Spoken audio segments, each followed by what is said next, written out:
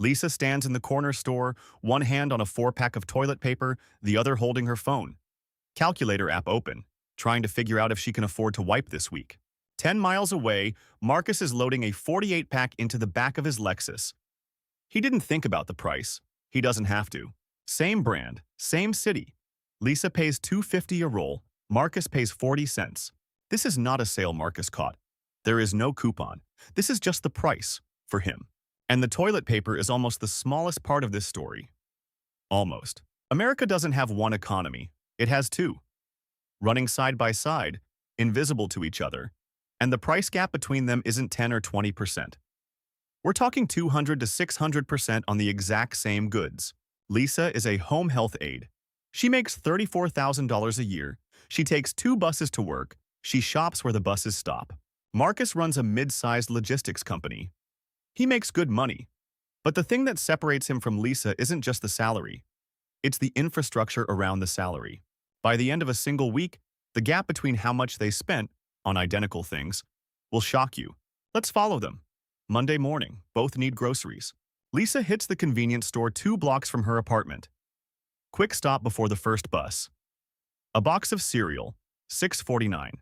A gallon of milk, $5.19. She spends $31 on maybe 4 days of food. Marcus drives to the warehouse store Saturday morning. Same cereal, $3.10 a box because he bought 4. Same milk, $2.89 because he bought 2 gallons. Fills a cart, spends $180. That's 9 days for a family of 3. Per unit, per meal, per person, Marcus is spending 37% less on groceries than Lisa. Not because he found deals, because he has a car, a big fridge, and enough money left over at the end of the month to buy in quantity. The wholesale economy doesn't just reward wealth. It requires infrastructure, space, transport, float. Things money buys you, and things that make money cheaper to spend. Over a lifetime, the gap between these two economies costs a working-class family $147,000. That's a house down payment. Gone to price tags. Not gone to bad decisions. Not gone to lifestyle inflation. Gone because the price tags were different to begin with. Tuesday. Lisa's phone bill is due. She's on a prepaid plan. No credit check, no contract. $55 a month for 5 gigabytes. Marcus is on a family plan. 4 lines. Unlimited everything. His share works out to $28 a month. He probably hasn't looked at the bill in 2 years. Prepaid exists for people who can't pass a credit check or commit to a 2-year contract. The penalty for that flexibility is a 96% markup on the same network infrastructure. Back to Lisa in the toilet paper aisle. Because she did the math. She actually calculated it. The markup she pays at this store versus the warehouse store every year for just this one product, it's $312. $312 for toilet paper. She could make a car payment with that. She is absolutely standing in an aisle being robbed by a 4-pack. And this is the part where most finance videos would say, just buy in bulk, Lisa, as if she hasn't done the math already. As if the math is the problem. Wednesday. Banking. Lisa's checking account balance drops below $500 this week. It happens. She had a car repair last month. Her bank charges a $12 monthly maintenance fee for low-balance accounts. Marcus has a premium checking account. Minimum balance of $10,000 keeps his fee at 0. He also earns $47 in interest this month, so the bank pays him. The system is elegant if you're inside it. Low-balance accounts generate $12 to $34 in monthly fees. That money funds the perks, the free accounts, the interest payments, the concierge lines, for the people who already have money. Lisa's fees are literally paying for Marcus's benefits. But here's what Marcus has that Lisa doesn't. And it's not money. We'll get there. But before we do, if this is landing for you, stick around. Hit subscribe so when we name the exact fix, you're here for it. Because the fix exists, it just isn't obvious. What Marcus has, beyond the money, is access. And access has a specific architecture. Let's keep going. Access means knowing the wholesale entry points exist. It means having the credit score to use them, the storage space to take advantage of them, and crucially, it means knowing other people who are already inside. Marcus didn't get a Costco membership alone. His neighbor mentioned it. His brother-in-law already had one. He walked in because someone held the door. That network, Invisible, casual, free, is itself a form of wealth. Marcus's credit card gives him 3 points per dollar at grocery stores, 5 points on travel. Last year, he redeemed $840 worth of points on flights he would have bought anyway. The spending generated a reward. The reward reduced future spending. The gap grows. Lisa has a debit card. No rewards, no points. She can't get a rewards credit card because her credit score sits at 601, one hard inquiry away from 589. She knows this. She checks it. The rewards credit card system is reverse Robin Hood at scale. Low credit users pay cash or debit, getting nothing back. High credit users earn 2 to 5% on every transaction, funded in part by the merchant fees that get baked into prices everyone pays. Multiply that across tens of millions of households. The poverty premium isn't a glitch, it's load-bearing. Thursday. Lisa gets her car insurance renewal. She drives a 2017 Honda Civic. Clean record. No accidents, no tickets in 6 years. She is a safe driver by every measure. Her renewal, $2,247 a year. She flinches at the number. She always flinches. Let's pause on groceries. Look at Lisa's car insurance. Same driving record as Marcus. Same car model. She pays $2,147 a year. He pays $1,220. Why? Insurance companies use credit scores as a pricing factor in most states. Lisa's 601 puts her in a higher risk tier, not because she's a risky driver, but because her credit score statistically correlates with claim likelihood. She is paying a $1,327 annual penalty for a number that has nothing to do with her driving. The credit score that affects her loan rate also affects her insurance rate, and her phone plan eligibility, and her apartment deposit. One number, dozens of prices, all of them higher. This is what compounding looks like when it runs against you. Every extra dollar paid is a dollar not saved. Every dollar not saved keeps the balance low. Every low balance triggers a fee. The wheel turns, always backward. Meanwhile, Marcus's compounding runs forward. His savings earn interest. His spending earns points. His credit score unlocks lower rates. Every dollar he spends generates a fraction of a dollar back. The wheel turns, always forward. End of the week. Same city, same products. Lisa spent roughly $340 on the basics. Marcus spent $210 for more of everything. The $130 difference this week becomes $6,560 over a year when you include every category the gap touches. Now let's name it, because unnamed things are hard to fight. There's a term for what Lisa is experiencing, and it predates both of them. Picture this. Marcus's Platinum Rewards points counter is spinning like a slot machine. Jackpot sounds, numbers climbing, the whole thing. Cut to Lisa's account. Same spinning counter. Same casino energy. Except hers is counting convenience fees, overdraft charges, and per-unit markups. Both economies are printing money, just in completely opposite directions. The system isn't broken, it's working perfectly, just not for Lisa. The poverty premium. First documented seriously by researchers in the 1990s. The empirical fact that low-income households pay more per unit for the same goods and services than higher-income households. Remember that $2.50 toilet paper roll? It's not just toilet paper. It's medicine, it's gas, it's banking fees. The poverty premium touches everything, every category, every week, every year. The average working-class family pays $4,217 more per year than they would in the wholesale economy. Groceries account for about $900. Insurance premiums, another $100. Banking fees and credit costs, $680. Phone and utilities, $420. The rest scattered across 100 other categories. Over 40 years of working life, accounting for modest inflation, that's the $147,000. Not lost to bad choices. Extracted by a pricing architecture designed for someone else.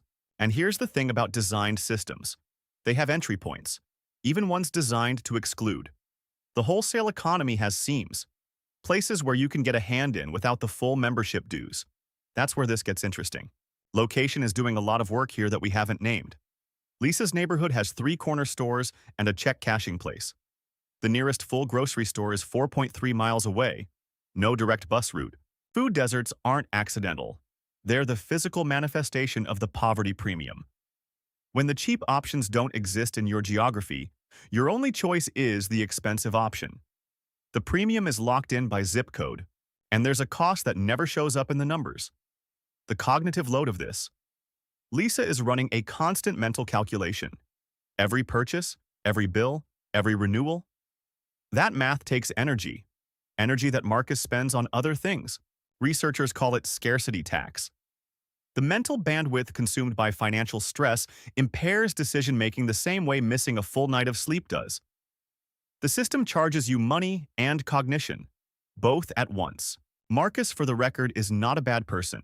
He's probably generous. He probably tips well. He just genuinely cannot see the other economy from where he stands.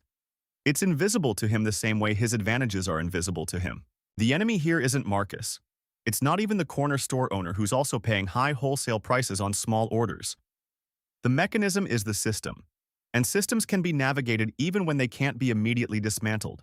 In 60 seconds, I'm going to show you 3 doors into the wholesale economy that don't require a Costco card or rich friends. 60 seconds. Stay with me. But first, you need to understand why these doors are hard to see. Because if they were obvious, everyone would use them. The wholesale economy doesn't advertise to people who aren't already in it. The benefits are word of mouth. The entry points are community knowledge. The system self-selects by the network you already have, which is itself a product of where you grew up. Door 1. Buying coalitions? This one is old, older than warehouse stores, older than Amazon. 4 to 6 households pool their purchasing power. One person orders bulk, everyone splits. The organizer gets the wholesale access, everyone gets the wholesale price. No membership required individually. No giant storage space required individually. The coalition provides the infrastructure that capital would have provided. A coalition of 5 households splitting a Costco order saves an average of $100 per household annually. Membership is $65 a year, split 5 ways, $13 each. The math is not subtle. Door 2. Membership sharing on digital services. And this one's gotten specific in ways most people miss. Amazon Prime family sharing. Costco household cards. Library digital programs that give wholesale-style access to software, publications, even some prescription discount programs. These aren't hacks. They're advertised features that people in the wholesale economy already know about. They're just not marketed down. Door 3. Wholesale access points that don't look like wholesale stores. This is the one people miss most. Restaurant supply stores are often open to the public with no membership. Same warehouse prices, no card required. Food co-ops charge a small annual fee and return dividends. Credit unions instead of banks. No balance minimums, no monthly fees, actual interest on savings. These are parallel structures that were built specifically to offer the wholesale economy to people the retail economy was overcharging. Calculate your personal poverty premium this week. Track what you pay versus bulk prices. The number will make you angry enough to act. And anger pointed at the right thing is just motivation with better aim. If you're calculating that number and want to know what to do with it, that's exactly what this channel is for. Every week. New system, named clearly, specific fix attached. Subscribe so you don't miss the next one. Now back to Lisa. The poverty premium calculator works like this. Take your monthly grocery spend, multiply by 1.37. Subtract your actual spend. That gap, annualized, is your grocery premium alone. Do it for insurance using your zip code versus the next zip over. Do it for banking. Add the columns. For most working families, that total lands between $2,500 and $4,200 per year, every year. Not because of what they bought, because of where they could buy it. And the credit score piece, because I'm not going to leave that hanging. A secured credit card, used for one recurring bill and paid in full monthly, can move a 601 to a 680 in 12 months. At 680, Lisa's insurance rate drops. Her credit card options open. The wheel starts slowing down. Lisa doesn't need to become Marcus to exit the retail economy. She needs 3 things. 1 buying coalition in her network, 1 credit union account replacing her bank, and 1 secured card running 1 bill. That's it. That's the door. The coalition doesn't require a group chat and a spreadsheet. It can start with one other household. Split one Costco card. Split one bulk order.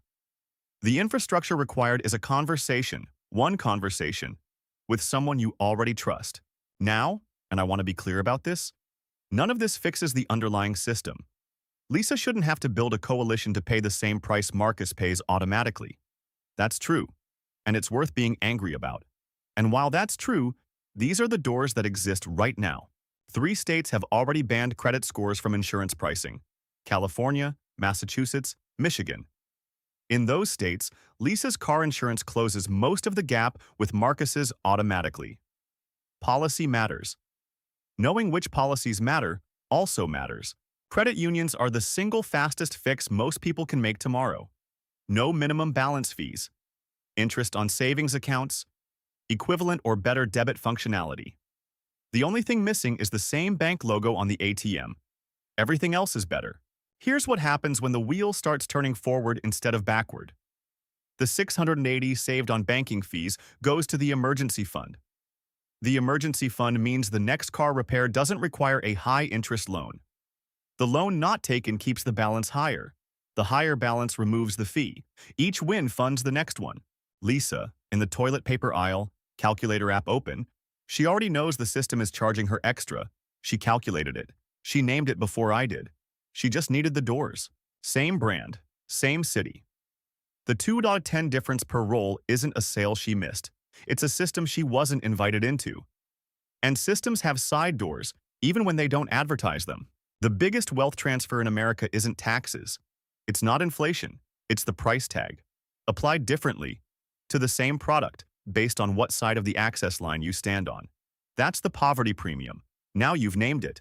That's the first thing. Calculate yours this week. One category: groceries, banking, or insurance. Whichever hurts most. Get the number. Then find the door that matches it. The 3 I gave you aren't exhaustive. They're a start, a real one. Next time, we're going inside the credit score algorithm itself, the 5 inputs, which one most people optimize wrong, and the one move that costs nothing and adds 30 points in 60 days. That one's going to feel familiar. See you then.